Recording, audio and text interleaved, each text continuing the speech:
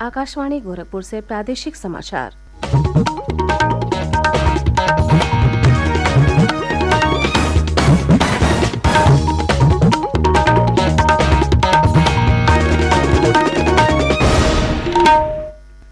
नमस्कार।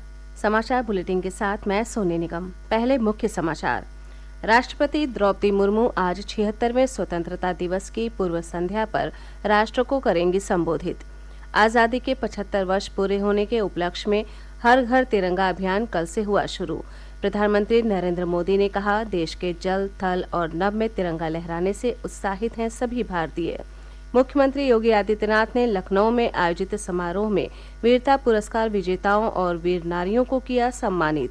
अमृत महोत्सव के तहत प्रदेश भर में तिरंगा यात्राओं, प्रभात फेरियों सहित विभिन्न कार्यक्रमों के आयोजन का क्रम जारी। और राज्य एटीएस ने जैश ए मोहम्मद के आतंकी को सहारनपुर से किया गिरफ्तार।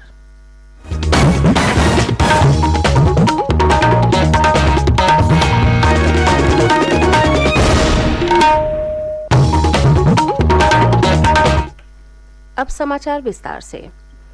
राष्ट्रपति द्रौपदी मुर्मू 76वें स्वतंत्रता दिवस की पूर्व संध्या पर आज राष्ट्र को संबोधित करेंगी। राष्ट्रपति का यह संबोधन शाम 7 बजे से आकाशवाणी के समूचे नेटवर्क पर प्रसारित किया जाएगा।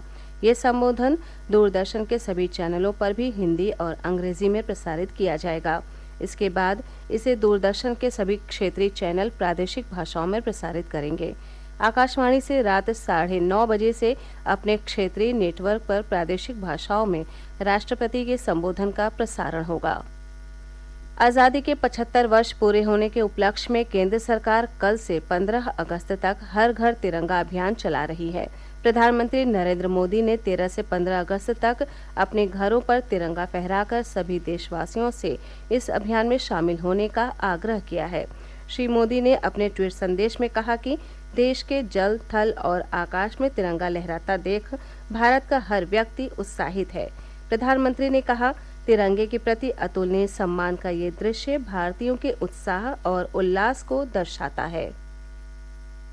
आजादी के अमृत महोत्सव के तहत 13 से 15 अगस्त तक स्पेशल मूवमेंट हर घर तिरंगा का आयोजन किया जा रहा है। इस मूवमेंट का हिस्सा बनकर 13 से 15 अगस्त तक आप अपने घर पर तिरंगा जरूर फहराएं। तिरंगा हमें जोड़ता है, हमें देश के लिए कुछ करने के लिए प्रेरित करता है। मेरा एक सुझाव ये भी है, 15 अगस्त तक हम सभी अपनी सोशल मीडिया प्रोफाइल पिक्चर में तिरंगा लगा सकते हैं।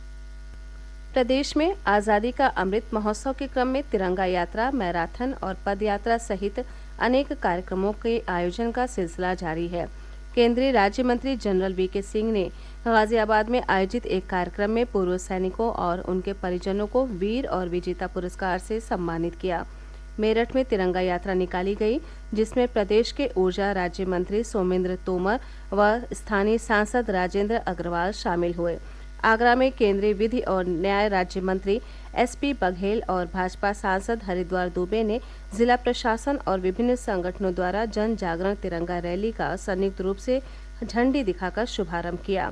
वाराणसी में काशी हिंदू विश्वविद्यालय राष्ट्रीय सेवा योजना के कैडेटों ने 80 घाट तुलसी घाट से वीरांगना रानी लक्ष्मीबाई की प्रतिमा स्थली तक तिरंगा पद यात्रा का आयोजन किया। प्रयागराज में केंद्रीय महिला और बाल विकास मंत्री स्मृति ईरानी ने चंद्रशेखर आजाद पार्क में स्वाधीनता संग्राम सेनानियों को सम्मानित किया। सिद्धार्थनगर जिले में भी इटवा से बिस्कोहर तक तिरंगा यात्रा निकाली गई, जिसमें बड़ी संख्या में लोगों ने भाग लिया। कार्यक्रम को संबोधित करते हुए स्थानीय सांसद जगदम्बिका पाल ने कहा कि आजादी का अमृत महोत्सव भारतीय इतिहास में एक मील का पत्थर है। महाराजगंज जिले के छपिया एसएसबी कैंप में कांग्रेस विधायक वीरेंद्र चौधरी ने छात्र छात्राओं को सम्मानित किया। बलरामपुर, बरेली, बाराबंकी, बलिया, कानपुर, हमीरपुर, हापुड़, कासगंज सहित कई जिलों में क्रॉस कंट्री दौड़, तिरंगा यात्रा और विभिन्न कार्यक्रम आयोजित किए गए। भारतीय रिजर्व बैंक ने वित्तीय संस्थाओं से कहा है कि वे इस बात का ध्यान रखें कि उनके ऋण वसूली एजेंट किसी कर्जदार को शारीरिक या मौखिक रूप से परेशान न करें। रिजर्व बैंक ने सलाह दी है कि एजेंट को किसी कर्जदार के परिजनों और मित्रों को अपमानित नहीं करना चाहिए और उनकी निजता में हस्तक्षेप नहीं करना चाहिए। प्रादेशिक समाचार आप आकाशवाणी गोरखपुर से सुन रहे हैं। ये समाचार बुलेटिन हमारे YouTube channel AIR news Gorakhpur और ट्विटर हैंडल AIR न्यूज_GKP पर भी उपलब्ध है। मुख्यमंत्री योगी आदित्यनाथ ने कहा है कि वीरता पुरस्कार विजेताओं के सम्मान समारोह सैनिकों को सम्मान देने के साथ साथ वर्तमान पीढ़ी को प्रेरणा भी प्रदान करते हैं। श्री योगी कल लखनऊ में सब एरिया सेंट्रल कमांड में आयोजित अमृत महोत्सव समारोह में वीरता पुरस्कार विजेताओं और वीर नारियों को संबोधित कर रहे थे। उन्होंने कहा कि आज भारत नए भारत की तरफ कदम बढ़ा रहा है। दुनिया में भारत को अब विश्वास के रूप में देखा जा रहा है। श्री योगी ने कहा कि हर घर तिरंगा अभियान के तहत हर व्यक्ति आज़ादी के अमृत महोत्सव के साथ जुड़कर गौरवान्वित महसूस कर रहा है और इसे राष्ट्र उत्सव के रूप में मना रहा है। मुख्यमंत्री ने नए भारत की संकल्पना का जिक्र करते हुए कहा कि वो अब दुनिया में सबसे तेजी से बढ़ रही अर्थव्यवस्था है और रक्षा के क्षेत्र में भी आत्मनिर्भरता की ओर अग्रसर है। हर घर तिरंगा जो भारत के आन बान और शान का प्रतीक है, यह आजादी के अमृत महोत्सव के साथ पूरे देशवासियों को फिर एकजुट करने की एक नई प्रेरणा प्रदान कर रहा है। पिछले 75 वर्षों की यात्रा हम सबको एक नए मंथन के साथ आगामी 25 वर्षों की कार्य योजना के साथ जोड़ने के लिए भी प्रेरणा प्रदान कर रहा है। यह भारत की एक सामूहिक ताकत है जो देश के यशस्वी नेतृत्व में भारत आज दुनिया के अंदर उस रूप में अपने आप को प्रस्तुत कर रहा है और आज यही भारत जीवन के प्रत्येक क्षेत्र में प्रगति के नए आयाम गढ़ता हुआ भी दिखाई देता है। आज रक्षा क्षेत्र की ही हम बात करें तो भारत आज किसी अन्य देश पर निर्भरता की बजाय आत्मनिर्भर भारत के लक्ष्य को प्राप्त करने की दिशा में अग्रसर हुआ है। समारोह को general officer commanding in chief lieutenant general Yogendra Dimri ने भी संबोधित किया। इस अवसर पर प्रदेश के मुख्य सचिव दुर्गा शंकर मिश्र सहित सेना के अधिकारी भी मौजूद थे। राज्य आतंकरोधी दस्ता ATS ने सहारनपुर से आतंकी मोहम्मद नदीम को गिरफ्तार किया है। नदीम पाकिस्तान स्थित आतंकी गुट जैश-ए-मोहम्मद और तहरीक-ए-तालिबान के सीधे संपर्क में था। प्रदेश के अपर पुलिस महानिदेशक कानून व्यवस्था प्रशांत कुमार ने बताया कि नदीम सहारनपुर जिले के गंगोह इलाके का रहने वाला है और वो सोशल मीडिया के जरिए इन दोनों आतंकी संगठनों से लगातार संपर्क में था। इन संगठनों ने नदीम को आत्मघाती हमले के लिए प्रशिक्षित भी किया है। श्री कुमार ने बताया कि जैश-ए-मोहम्मद ने उसे भाजपा नेता नुपुर शर्मा की हत्या का काम सौंपा था। बांदा जिले के मरका इलाके में 2 दिन पहले यमुना नदी में हुए नाव हादसे के कल तीसरे दिन फतेहपुर जिले के नरौली घाट के नजदीक 8 और लोगों के शव बरामद किए गए। जिला प्रशासन ने अब तक 11 शव बरामद करने में सफलता हासिल की है।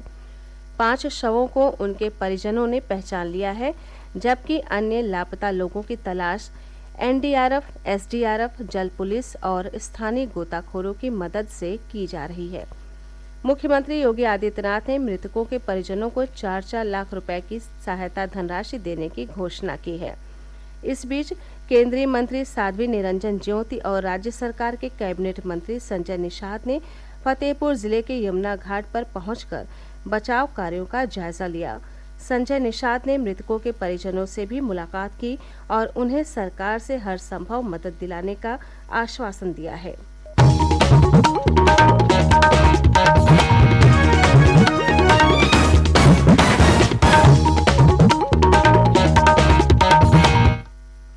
अंत में मुख्य समाचार एक बार फिर। राष्ट्रपति द्रौपदी मुर्मू आज 76वें स्वतंत्रता दिवस की पूर्व संध्या पर राष्ट्र को करेंगी संबोधित। आज़ादी के 75 वर्ष पूरे होने के उपलक्ष्य में हर घर तिरंगा अभियान कल से हुआ शुरू।